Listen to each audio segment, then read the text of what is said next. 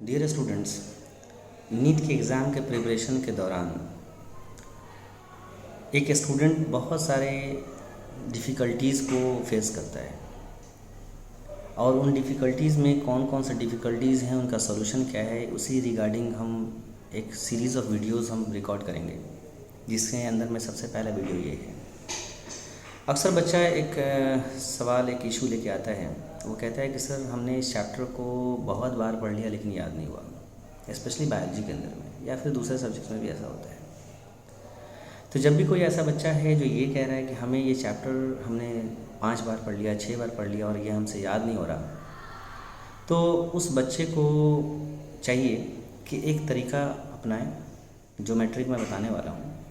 तो सबसे पहले इस तरह के मेथड को रिकॉल कहते हैं। रिकॉल कर सकते हैं आप कैसे, कि जैसे कि आपने कोई चैप्टर स्टार्ट करा, स्टार्ट करने के बाद कोई पेज आपने पढ़ा, उस पेज को पढ़ने के बाद आप थोड़ा सा पॉज लेकर आप एक बार रिकॉल करिए कि आपने उस पेज में क्या पढ़ा। जैसे कि कोई पेज आपने स्टार्ट किया पढ़ना, तो उस पैराग्राफ या कोई पेज आपने पढ़ा, पूरा पेज, और पेज पढ़ भी लिया आपने, समझ भी लिया। समझने के बाद एक बार उसको रिकॉल करिए कि आपने उसको क्या पढ़ा, कैसे पढ़ा। एक तरीका तो इसका ये है, उसको सही तरीके से याद करने का। आप एक चैप्टर करके देखिए, आपको इसका एडवांटेज मिलेगा।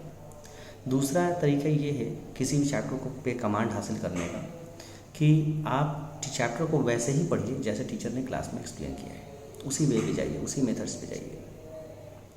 जैसे कि एग्जाम्पल के तौर पे बहुत सारे ऐसे चैप्टर्स हैं, जैसे कि आपका अगर हम देखें ह्यूमन फिजियो के जितने भी चैप्टर्स हैं, या फिर प्लांट फिजियो में अगर आप फोटोसिंथेसिस, अगर बहुत सारे अक्सर बच्चे कहते हैं कि फोटोसिंथेसिस याद नहीं होता, तो फोटोसिंथेसिस इसलिए उनको याद नहीं होता क्योंकि वो करते क्या हैं कि चैप्टर के कंटेंट को पढ़ते चले जाते हैं, लेकिन उस चैप्टर के अंदर में हर एक डायग्राम का एक एक्सप्लेनेशन है। जैसे कि एक्शन स्पेक्ट्रम, एब्जॉर्प्शन स्पेक्ट्रम का एक्सप्लेनेशन है, जैसे कि आपको क्लोरोप्लास्ट का डायग्राम का एक्सप्लेनेशन है, जैसे कि आपको जेड स्कीम है, जैसे कि आपका केमियो ऑस्मोटिक हाइपोथेसिस है।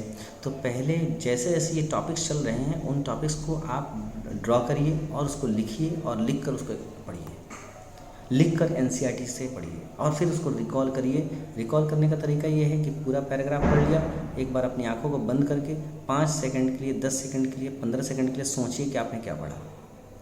अगर वो उस चीज़ को अगर आप रिकॉल कर पा रहे हैं तो इसका एडवांटेज ये होगा कि हर क्वेश्चन के बाद आपको वापस किताब देखने की ज़रूरत नहीं पड़ेगी। अगर हर क्वेश्चन के बाद अगर आपको वापस किताब देखने की ज़रूरत पड़ रही है, तो मतलब कहीं ना कहीं आपने चैप्टर को फिर सही से, फिर इसका मतलब वो रिकॉल नहीं कर पाए आप, या फिर याद नहीं कर पा रहे। तो इस तरह से आप चीज़ों को क्या कर सकते हैं, पढ़ सकते हैं, और इस तरह से चीज़ों को आप क्या कर सकते हैं, याद कर सकते हैं। तो ये सबसे पहली प्रॉब्लम है जो बच्चों को आती है। इसके रिगार्डिंग और भी ऐसे इश्यूज़ होंगे जिसके बारे में हम बात करेंगे नेक्स्ट वीडियोज़ के अंदर में। Thank you so much for watching.